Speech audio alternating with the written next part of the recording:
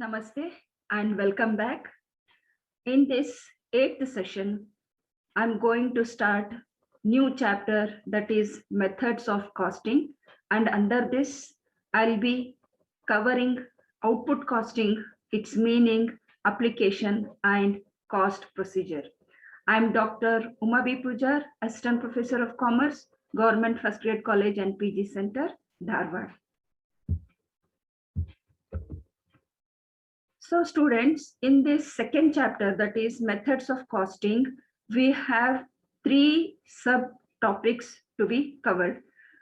That is, one is output costing, and secondly, job costing, and the third one is contract costing. So in this chapter 2 or unit 2, we have to study all these three costing methods. So in this session, I'll be starting output costing. Yes, students. First, let us see what is output costing. Cost is very important element in any business organization. The profit of the business concern depends wholly on the cost incurred for production of goods and services. Ascertaining and analyzing the cost incurred for a manufacture of goods and services is very important. So dear students, as you all know, whenever we incur large amount of costs in manufacturing activity, it directly impacts on the figure of the profit. So when we keep selling price as constant, when cost increases, we have to decrease our profits. So in order to increase the profit, we have to control the cost and also manage properly the cost incurred for the manufacture of goods and services. The ultimate goal or the objective of cost accounting is to reduce the cost. We have to analyze the cost, where we are incurring, for what purpose we are incurring, and whether we are incurring the right amount of cost to the right goods or services or not. These things are to be seen in this cost part. So as I said earlier, the cost is very important element. We have to control the cost, we have to reduce the cost in order to increase our profit. There are various methods of costing like job costing, unit costing, batch costing, process costing, operating costing, and contract costing, which are helpful in ascertaining the cost of job, product, batch process, service, and contract respectively. So we ascertain and we record the cost because the main intention is to control the cost and reduce the cost in order to increase the profit of the organization. And next, let's see the meaning. In output costing method, the cost per unit of output or production is ascertained. So only it is called a single or unit or output, whatever output or whatever products we are produce, the cost per unit is being calculated in output costing. The process of ascertaining the cost per unit of production is called as single costing or unit costing or output costing. So it has three names here. It can be addressed as single costing, unit costing, or output costing. The output costing is applied where standard identical products are manufactured in a continuous single process on mass basis. So where there is batch or job production, there we cannot apply output costing because the output varies there according to the specification of customers. In job costing, the goods are produced. The products will not be identical. So where the products are identical or standardized and the production is continuous and the production will be on mass basis, in such concern, in such business organization, output costing or single costing or unit costing can be applied. The cost per unit is derived by dividing the total cost with the total quantity produced or total number of units produced. So finally, what is output costing? The process of ascertaining the cost per unit of production is called as single or output costing. So next, let us see the definitions of output costing. Output or single cost method is used in business where a standard product is turned out and it is desired to final out the cost of basic unit of production, according to J.B. Batibo. So he says that whatever output is turned out, and when we come out with the basic unit of production, that is the cost per unit of production, such thing is called as output or single costing. And according to Weldon, unit or output costing is a method of costing by the units of production where manufacture is continuous and the units are identical or can be made by means of ratio. So again, here also Weldon says where there is mass production, where there is continuous production, and the goods are identical or same type of goods are produced throughout the year. In such case, we have to calculate cost per unit. So when we follow this method of costing, that method of costing is called as output costing or single costing. These are the two definitions of output costing. So now where is this output costing applied? The various major industries using output costing methods are sugar industries, paper industries, mining industries, cement industries, textile industry, steel industry, flour milling industry, etc. So all these industries run all the 24 hours and throughout the year. That is, the production will be continuous and the products produced will be of identical in nature. That is, same type of or standardized products are produced. So in these industries, we can apply output costing and we can come out with cost per unit. So let us see what is the units of output costing. Units means per unit. So per unit of product, what will be the per unit for different industries? So in case of steel work, sugar, cement, the unit is metric ton. We cannot say as per product or per unit. For that, we can use metric ton. And for paper mills, spinning mills, textile mills, it is kilogram per kg. We can say what is the per kg of paper produced. And next, brickworks, we cannot consider one single brick. Per 1,000 can be used there as a unit. And in case of garments, automobiles, etc., per piece or per number, 1 piece or 2 piece or 3 piece, we can address it as a unit in these industries. And in breweries, we have barrel or bottle.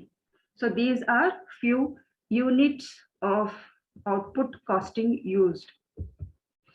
Now let us see what is the objectives of output costing. As I said earlier, the main objective of ascertaining and recording cost incurred for production in production activities, the main objective is to reduce the cost and control the cost. So the first point is to reduce the cost of production and control the cost. So whenever you keep a record of whatever you have expended or whatever you have incurred for any activity, we will come to know where we have spent large amount of money, so that we can control it, or we can stop expending more amount of money on unnecessary things. To find out the total cost of production and cost per unit of output. So through this output costing, you can calculate total cost of production and also cost per unit. To ascertain cost and to know how much each element of cost contributes to the total cost. So this means in your 5th semester, you have studied cost sheet. The same cost sheet will be continued here. The cost sheet statement or the cost sheet is used in output costing also. You all know prime cost, factory overhead, works cost, cost of production, cost of goods sold, cost of sales. And we have 3 overheads there, 3 to 4 overheads: factory overhead, office overhead, selling and distribution overhead. So how all these cost elements contribute to the total cost? How much percent of these elements is being incurred when compared to total cost? We can take out the percent, or we can take out the ratio when we compare it to the total cost. Next, it enables comparison of actual costs with standard cost. Standard means it is already predetermined, it is prefixed. Before starting the production activity or before starting incurring the money, we will prefix some amount, that so much amount of money will be kept or spent only for this activity. It is predetermined. When we start incurring, or when we start production activity, we start incurring money. Now we start comparing according to the standard cost and the actual cost compared. So always the actual cost should not cross the standard cost. It should be within or on standard cost. To provide information for fixing sale price and for submitting tenders and quotation. So when we calculate cost, you have seen and you have calculated how you arrive at cost of sales or cost of production through preparing cost sheet. So when we come out with total cost, to that we add some percent of profit and we will arrive at selling price. So this output costing will provide information to fix sale price for submitting tenders and quotation. Tenders and quotation means there will be invitation from the manufacturers to provide a quotation or the price list in order to produce or construct or do some work on behalf of the organization. What will be the quotation price or the price list? So in order to prepare the quotation or the price list, there should be some base where we can compare and we can set the quotation price. So when there is a cost, we can keep this cost incurred for manufacturing a product or service. This can be kept as base and we can compare and prepare another estimated price list and provide it to the manufacturer. So it helps in preparation of quotation also. And next is, what is the costing procedure? There are 2 methods of output costing methods, that is cost sheet and statement of cost, and one more is production statement or account. So both cost sheet and statement of cost presents the same information with one major distinction. You have already done it in your 5th semester. A statement of cost presents only total cost. That is only one column, total amount column will be there, and ignores cost per unit. So the statement of cost will not provide you the cost per unit, whereas cost sheet is a statement that describes various components of cost at various stages on unit basis. So statement of cost only gives you the total cost of production, whereas it does not provide you cost per unit, whereas the cost sheet provides you the total cost as well as cost per unit produced. And the production statement or account, production account or production statement presents the cost elements in vertical form. It shows sales and profit or loss figures along with cost of production. Let us see the format. So you have, as I said, you have already studied this cost sheet in your 5th semester, and hope you all are familiar with this cost sheet format. So we have at the top direct materials, where opening stock of raw material is taken and purchases are added, and we less the closing stock of raw material to arrive at direct materials consumed, and direct wages and direct expenses are added to it to arrive at prime cost. And we have works overhead and office and administration overhead, selling and distribution overhead. And finally, when we add all this, it comes to cost of sales. To this cost of sale, we add some percent of profit to arrive at sales. Now you can see here, when only this total column is taken, it is statement of cost. When both column are there, that is total cost as well as cost per unit, it is called as cost sheet. So this is the difference between the statement of cost and cost sheet. And let's see what is production statement or production account. So this is the production statement or production account. That is, cost of production is taken as base as per statement of cost. So as per statement of cost, that is cost sheet, cost of production is taken. For that, we are going to add opening stock of finished goods and closing stock finished goods.